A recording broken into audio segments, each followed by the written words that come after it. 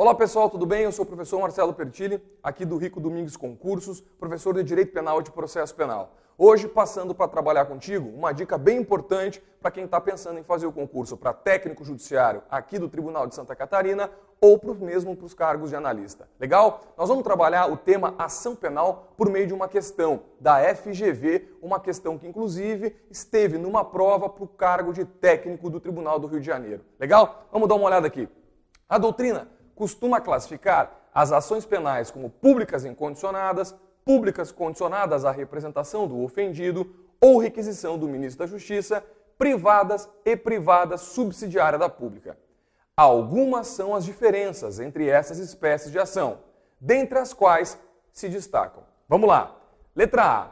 A ação penal pública incondicionada e a ação penal pública condicionada à representação são de titularidade do Ministério Público, diferentemente do que ocorre com a privada. A questão, a assertiva, aliás, está certa. Por que está certa? Presta atenção, moçada. Se a ação penal é pública, condicionada ou incondicionada, o legitimado, o titular exclusivo para a propositura da ação é sim o Ministério Público.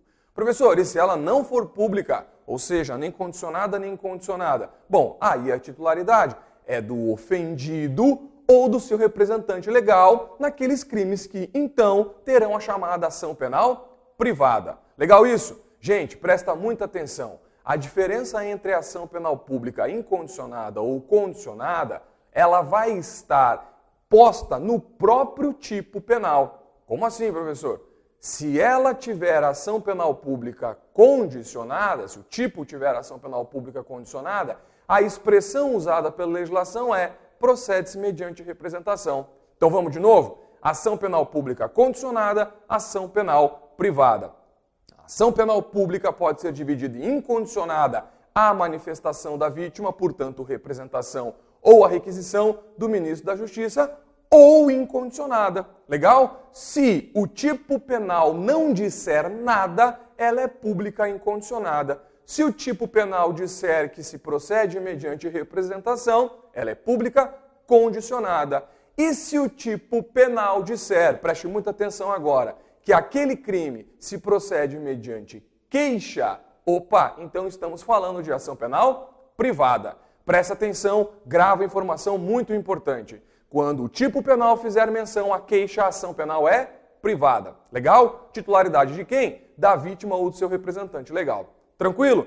Se o tipo penal fizer menção que se processa mediante representação, portanto, então, estamos falando de ação penal pública condicionada a ela, a representação.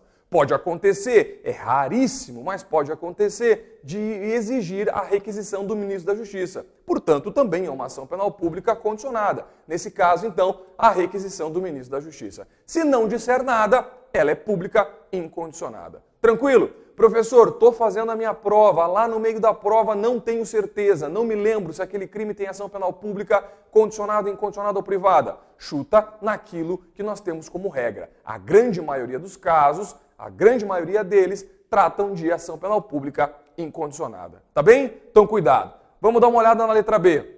A ação penal pública condicionada à representação admite a figura do perdão do ofendido após o oferecimento da denúncia, diferentemente da ação penal pública incondicionada. Galera, presta atenção, a partir do artigo 51 do teu Código de Processo, não existe perdão do ofendido em ação penal pública. Perdão do ofendido é um instituto da ação penal privada. Legal isso? Presta atenção. Quando a ação penal pública ela é intentada pelo Ministério Público, não tem como dispor dela, por isso o princípio da indisponibilidade.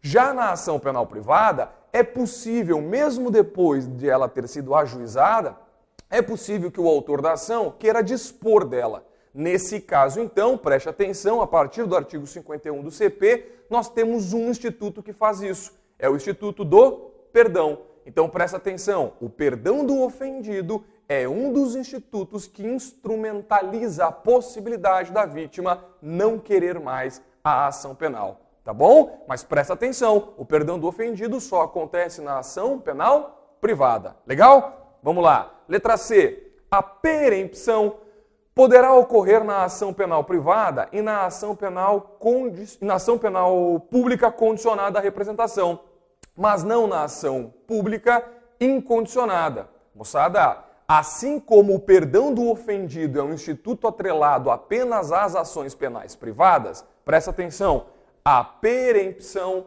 também. Então guarda aí, anota isso, é muito importante. Perdão do ofendido é um dos meios pelos quais o autor da ação pode dispor da ação penal privada.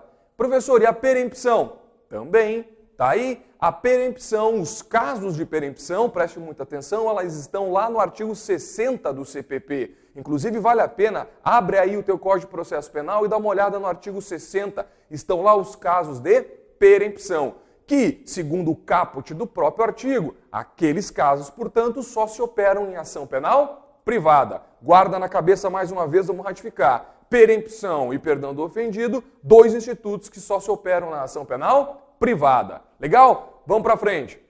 O princípio da indivisibilidade é aplicável às ações penais públicas, mas não às ações penais privadas. Galera, presta atenção. O que se diz é que a ação penal pública ela é divisível e que a indivisibilidade estaria atrelada à ação penal privada. Por que o princípio da indivisibilidade na ação penal privada? Porque o próprio Código de Processo determina que o autor da ação, portanto a vítima do crime de ação penal privada, ele pode escolher entrar com a ação ou não. Por quê, professor? Porque enquanto na ação penal pública vige o princípio da obrigatoriedade, portanto, lembra o Ministério Público como legitimado para a ação penal pública, seja ela condicionada ou incondicionada? Pois é, aqui na ação penal privada não vige o princípio da obrigatoriedade, aqui vige o princípio da disponibilidade. Ou seja, eu vou querer entrar, posso desistir dela. E tudo isso também por decorrência da ideia da faculdade. Então, o princípio da obrigatoriedade de um lado, aqui a ideia da faculdade no outro. Eu escolho, quero ou não quero. Mas preste atenção, a partir do momento que eu digo que quero, eu sou obrigado a processar, nesse caso, entrar com a queixa-crime, com relação a todos aqueles contra quem eu tenho justa causa. Entenderam? Vamos de novo? Ação penal pública. O Ministério Público está pautado pelo princípio da obrigatoriedade. Tá bem? Ação penal privada. Princípio da obrigatoriedade? Não, aqui tem a faculdade. Eu escolho se eu quero ou se eu não quero.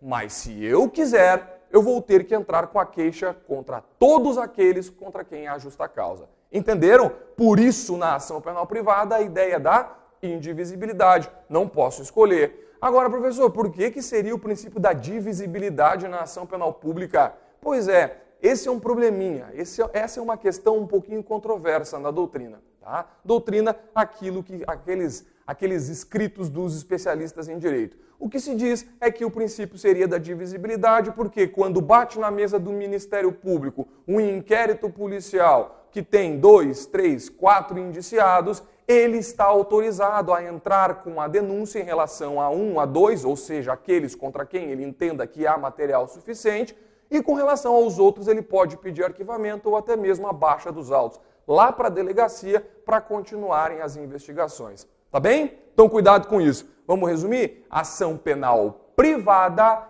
é sim o princípio da indivisibilidade. É contra todos. Tá bom? Dá uma olhada aqui, a letra E. O prazo para o exercício do direito de representação é de 6 meses, contados da data dos fatos, enquanto a queixa poderá ser proposta a qualquer tempo, desde que dentro do prazo prescricional. Não, preste atenção. O prazo decadencial, narrado pelo Código de Processo, é um prazo de 6 meses que está atrelado ao exercício da representação e também ao exercício da queixa. Deu para entender? Prazo prescricional é outra coisa, tá? Então, o que é decadência? Decadência é quando o agente perde, quando a vítima perde, o prazo para intentar a queixa-crime ou fazer a sua representação. E esse prazo, preste atenção, muito importante, começa a fluir a partir do momento em que a vítima ou seu representante legal tem notícia de quem é o autor da ação. Tá bem? Tá bom? A ação criminosa, no caso. Tá, galera?